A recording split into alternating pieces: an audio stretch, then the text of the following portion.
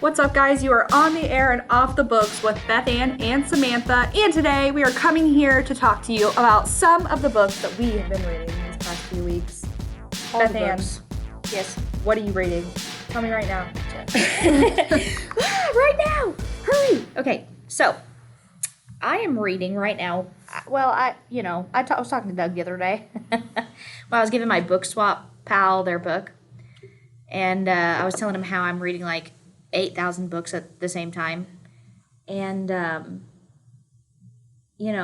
can't get them all done, so I won't read anything in February, but in March I'll have 80 books done, because that's the way that it goes. 8-0. 8-0. So right now I'm reading Empire of Silence. I think you've probably heard me rant and rave about this like 8 times now, but this is, I've been talking to everybody about it because I'm obsessed, like obsessed. This is by, I believe his name is Christopher Ruocchio. It's Ruocchio, if you want to pronounce that better than I do. And this is a hard fantasy, a hard sci-fi, and it's actually labeled as a space opera. Not to be confused with Phantom of the Opera. Exactly. So what I am going to do is I am going to not log into that because I accidentally logged into that. I am going to tell you what that means because I also don't really know. It's giving, we're in space and we're singing songs. It really does. Like Glee, space version. Everybody that I talk to, they're just like, oh, that's interesting because it reminds me of like Fifth Element where the blue lady is on the platform. Have you guys seen that movie? Not that you can respond to me right now. Say yes. Say yes, yes or no. if you have seen the movie where the blue lady is like doing her arms like oh. You know what I'm talking about? No. You have to go home and watch The Fifth Element. And that's what space opera reminds me of. But space opera is actually a sub-genre of science fiction characterized by extraterrestrial settings and having melodramatic plots typical of soap operas. Wow. So it's not a musical opera. No. It's like a larger-than-life space travel. Like drama. Yes. Like a really dramatic, grim... Days of Our Lives in space. Days of Our Lives, but like so much better than that. So let me read the synopsis for you. If you didn't know, a lot of genres have subgenres attached to them because fantasy is such we talk about fantasy a lot, but the reality is that Samantha and I don't really like the same fantasy. We like subgenres of the overarching umbrella term of fantasy. And so this is a subgenre or a category underneath, like our soup, salad, sauce situation that we have discussion-wise at work all the time. Just to fill gaps. Yeah. And so I would encourage you guys to look into the different subgenres that you really like because I think that might help you find some more books to read. So this is Empire of Silence. This is book 1 of the Sun Eater series. And this is the synopsis. Hadrian Marlowe, a man revered as a hero and despised as a murderer, chronicles his tale in the galaxy-spanning debut of the Sun Eater series, merging the best of space opera and epic fantasy. It was not his war. On the wrong planet, at the right time, for the best reasons, Hadrian Marlowe started down a path that could only end in fire. The galaxy remembers him as a hero, the man who burned every last alien Cielcin from the sky. They remember him as a monster, the devil who destroyed a sun, casually annihilating 4 billion human lives, even the emperor himself, against imperial orders. But Hadrian was not a hero. He was not a monster. He was not even a soldier. Fleeing his father and a future as a torturer, Hayden finds himself stranded on a strange backwater world, forced to fight as a gladiator and navigate the intrigues of a foreign planetary court. He will find himself fighting a war he did not start for an empire he does not love against an enemy he will never understand. Dude. This book, okay? This oh my gosh. frick-fracking book. Oh my gosh. When I tell you that I am on chapter, okay, let me, what chapter am I on? Not Goodreads. Probably 2. The shade. I am on chapter 19. Shocker. Not bad, not bad. It's a bigger book. It's like almost 700 pages, but I started it not too long ago, and I've been listening to it, and I've been reading it as well, like the hard copy of it. And when I tell you the writing is so poetic and so moving, and the characters are so endearing, and like you immediately fall in love with so many different people in this world. And and if you really love like political buildup and world building, and if you really like severe character development, if you want to be really invested in a story and like married to a story, this is a really great story to be married to. It's about Earth. It's obviously us in the future, like a few billion years in the future. And so far, it's been so heartbreaking and so beautiful at the same time. I've already cried a few times. And it's so fantastic. It's just something that you just want to like. It's like pudding, okay? You just want to like. You just want to dive in with a spoon. Exactly. You just want to like. It's so sweet and like just engulfs you, and it's wonderful, and it's just a mouthful, and it's just, this is the worst description I've ever come up with for a book. Pudding. You should try it. I don't know that if you've never read science fiction before, that this is the place to start. It's pretty girthy. It is. It's a big boy. It's a thick boy.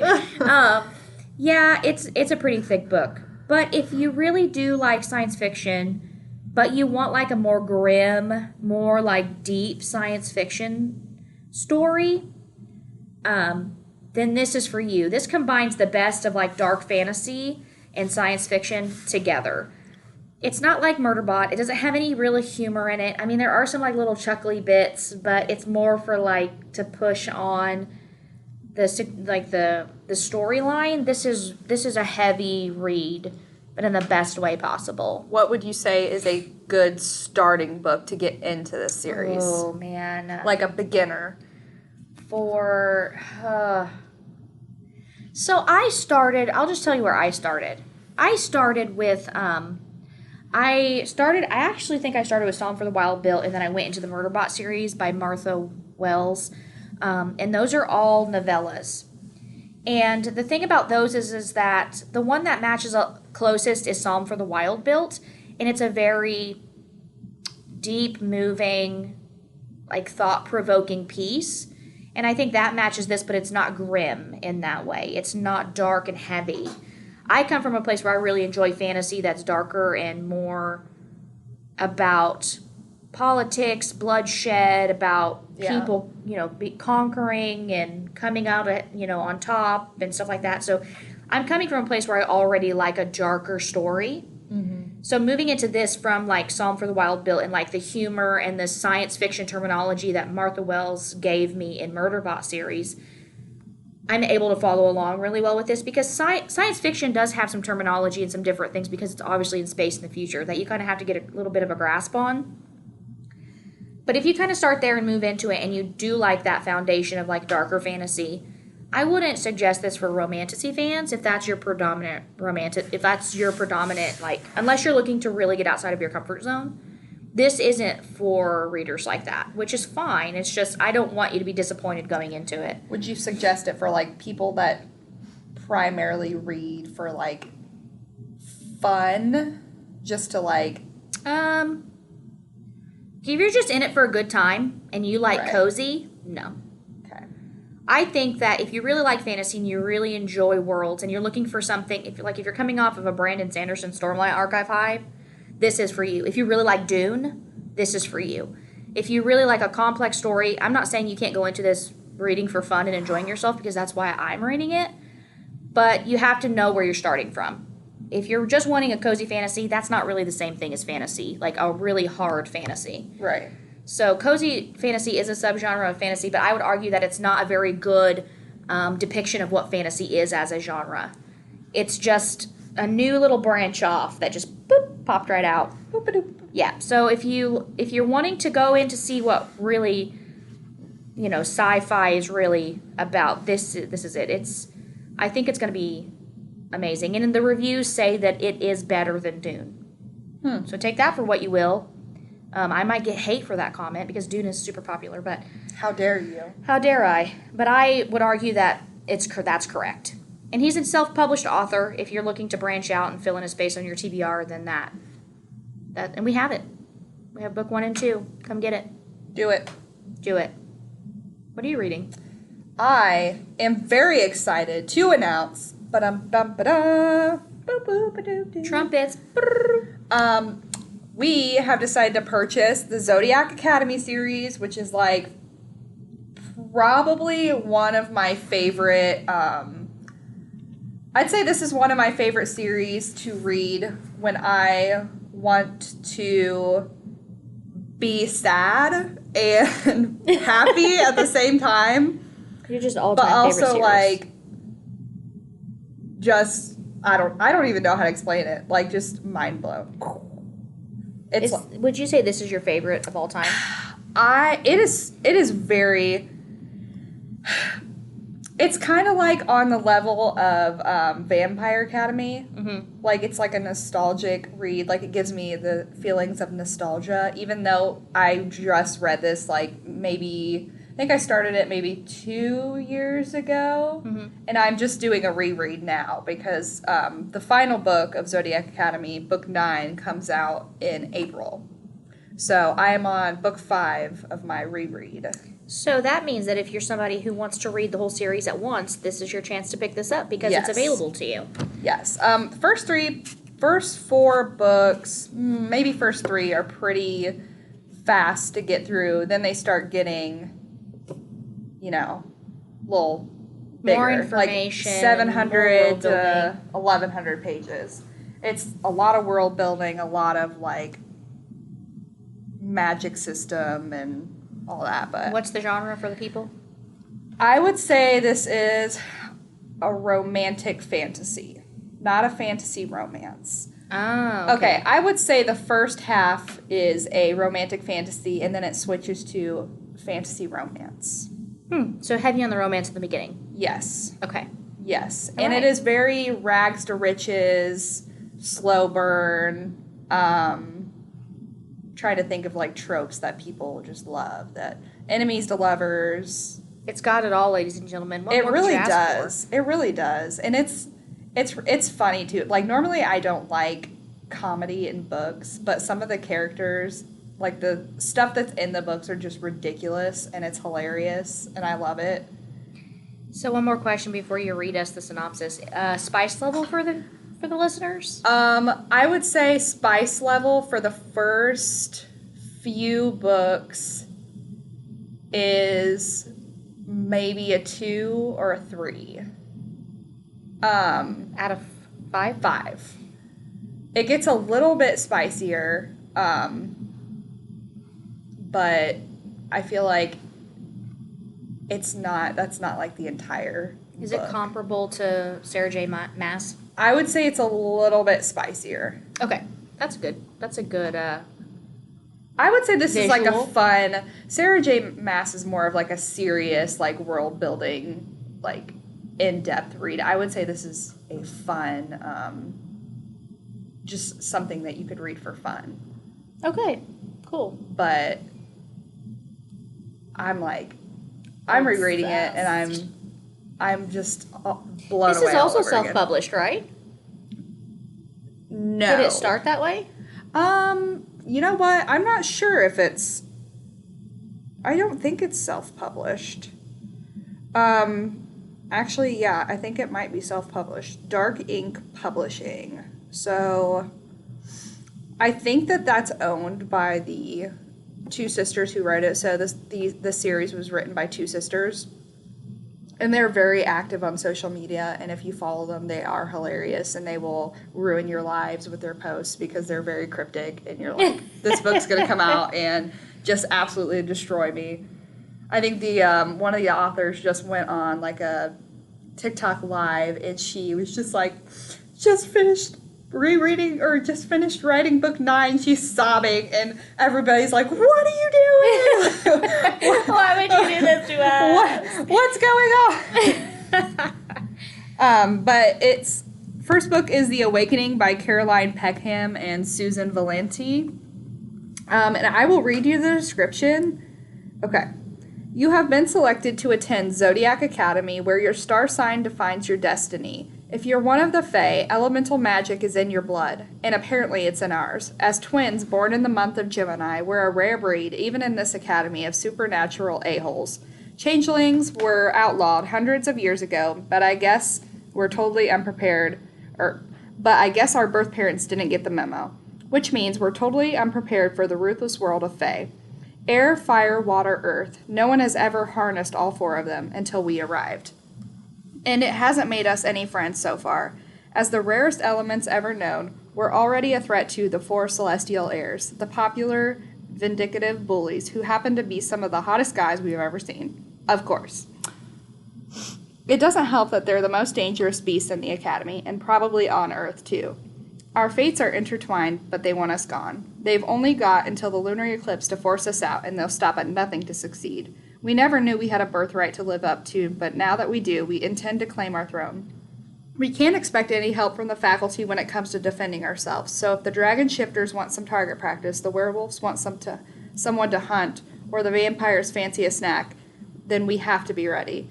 But we've been looking after each other for a long time, and fighting back is in our blood. Today's horoscope, totally screwed. That's funny. I love it. I would say it is very funny. Like, it's very much like modern day fantasy. So, you know, they got, and it's really funny what they do with like stuff from like our world. So they've got like Facebook instead of Facebook. Oh, that's funny. And then like, they have something called Pitball, which is supposed to be like football, and it's like their sports teams. I don't know.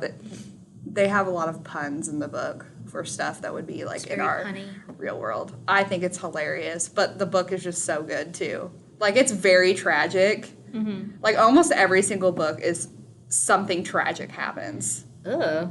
But sad. I mean, I've read 5, I think. I the say first 5. As if I'm not reading the saddest book ever. Yeah, I've read the first 5 in what, less than 20 days? Okay, but you guys, she's really fast.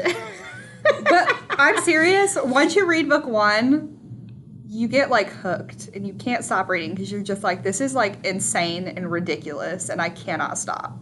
Fair enough. So it's like Dungeon Crawler Carl for you. Yeah, that's a good comparison. So this is her Dungeon Crawler Carl moment. So you're welcome. So now you've got like 2 perspectives. You can go really, really sad or have a good time. You know what I mean? Like, I don't know. I mean, not that you're not going to have a good time with my book. It's just going to be a different kind of time. And I love, like, the 2 sisters, they're twins. One's name is Tori Vega, and one is Darcy Vega. And, like, one twin is, like, you know, the bad twin. She's like, I'm going to beat everybody up, and I'm not taking anything from anybody. And the other twin is just like, I'm here to wrangle her, you know? It's just like, I'm here for, you know, your protection. Yeah. And then they have this friend, and they have these clubs, and they're really funny. It's kind of like inappropriate, but it's so funny because the girl, she's like the biggest supporter of the heirs, mm-hmm. the princesses. So she creates this club called the Almighty Sovereign Society. And she, like, does not even, like... Oh, no! She does not even, like, think about what it spells. And they're like... These girls are like, do you know... What you've done? And she's just like, what do you mean? And she's just like... She's just so love funny. You. Her name's Geraldine, and she reminds me of you so much. Oh, no!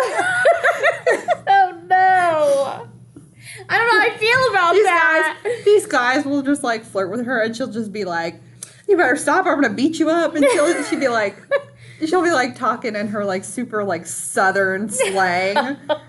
And it's so funny. No. Oh, guys, I don't know. I need to look up find this girl and see her. I need to find profile. like a sentence that she says because it's just ridiculous. I can't. She'll be like, blasted buttery bagels. Oh my god. It's me.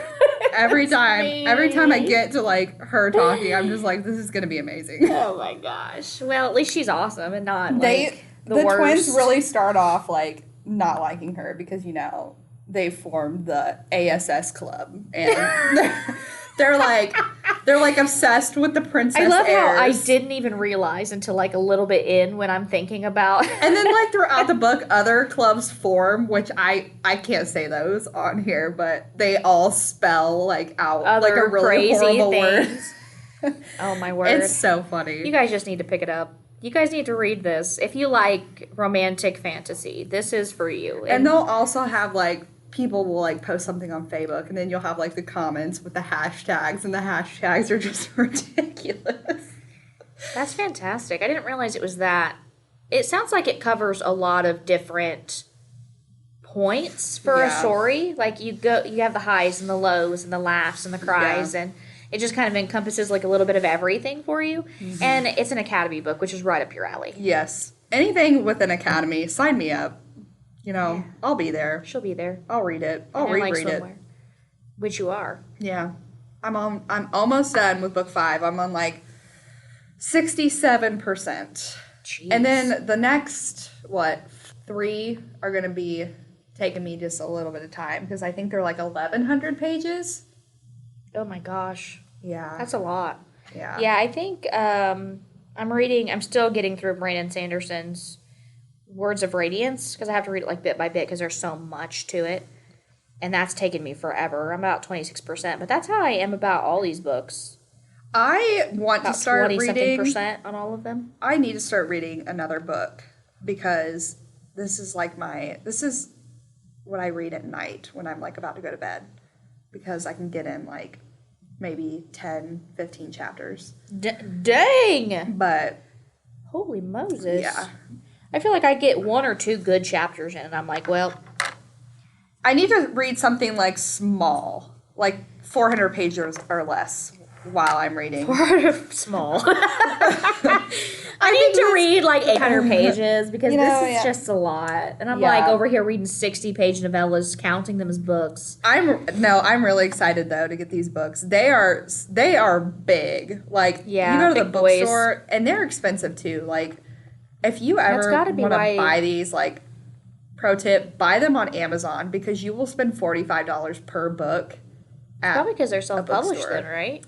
They're huge. Huh. And they're like the art in it, like the chapter starter pages. Illustrations and all of that in it. Yeah, they're really nice and I love them. So that's the only thing you're reading right now?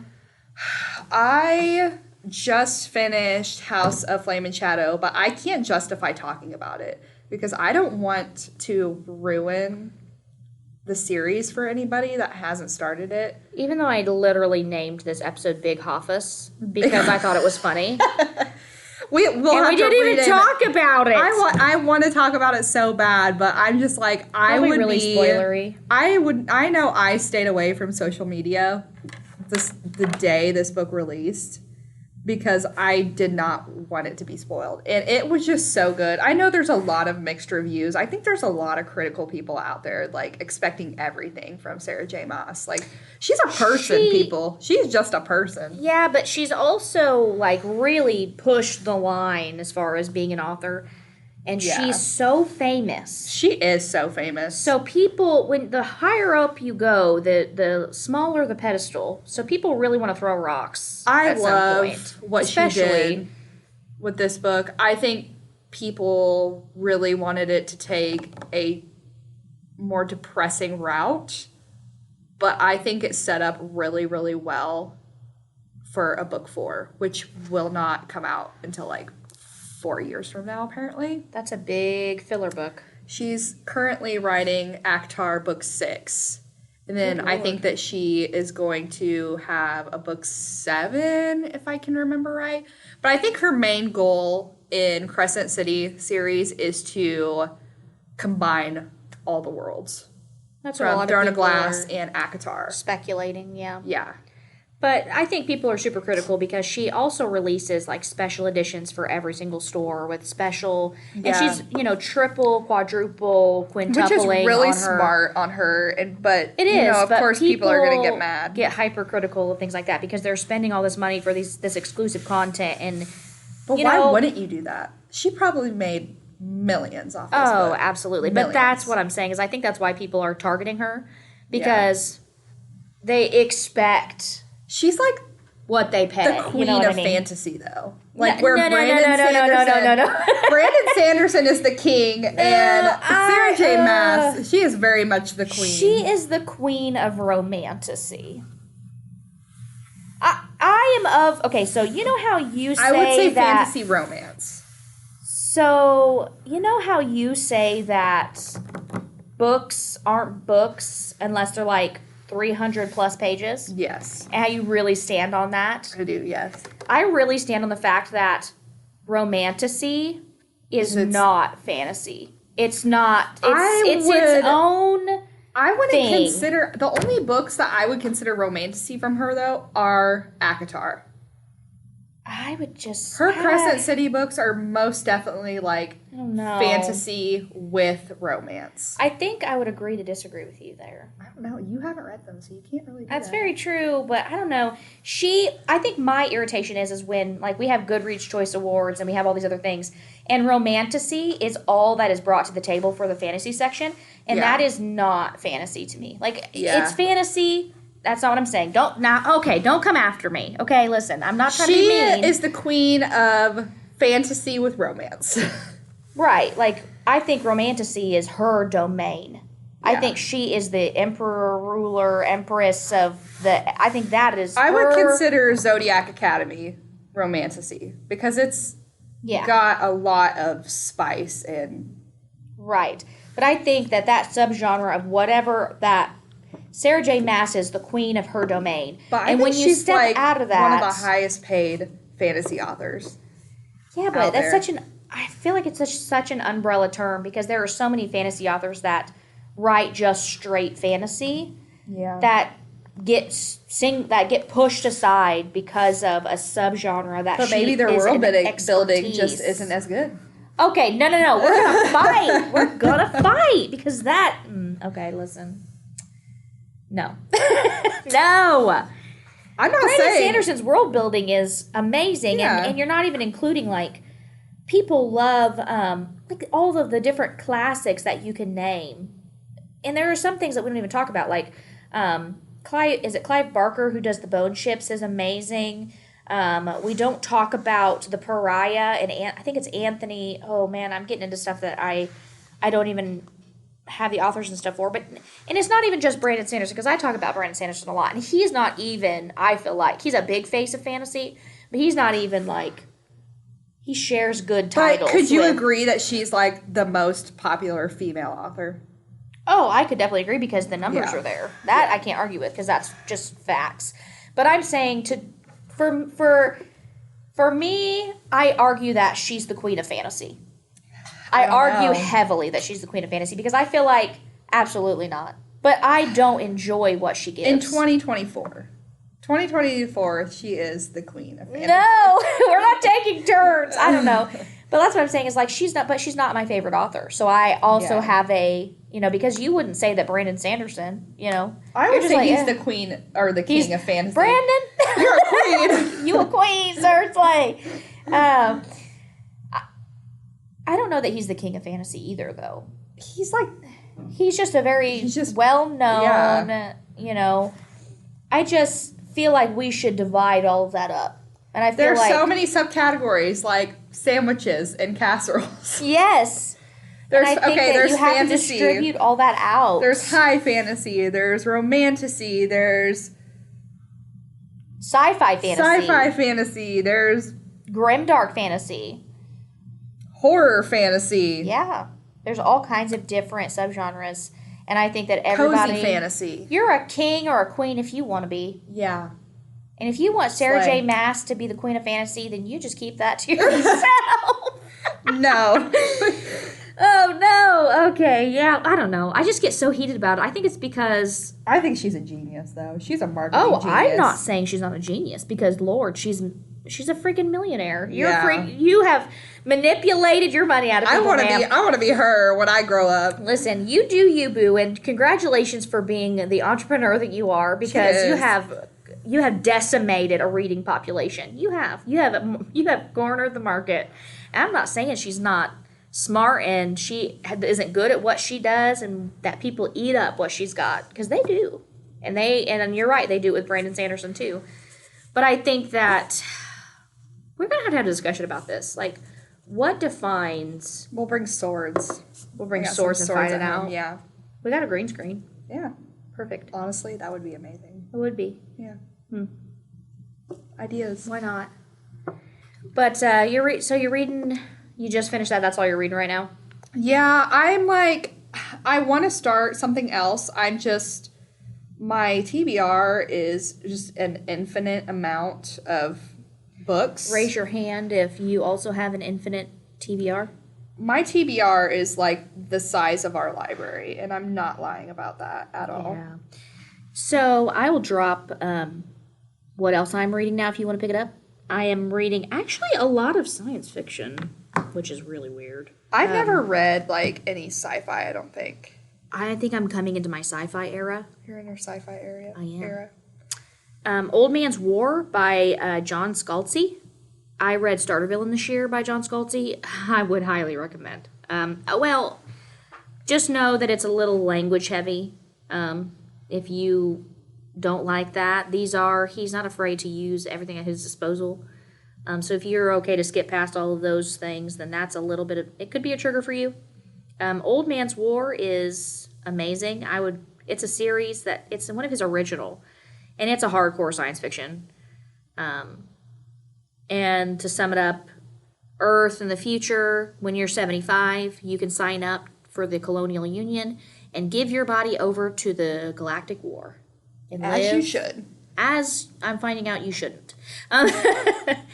And it's don't take my advice. It's so interesting. Is there a point to this story? Does it make me better as a person? Is it funny? Yeah. Is it great?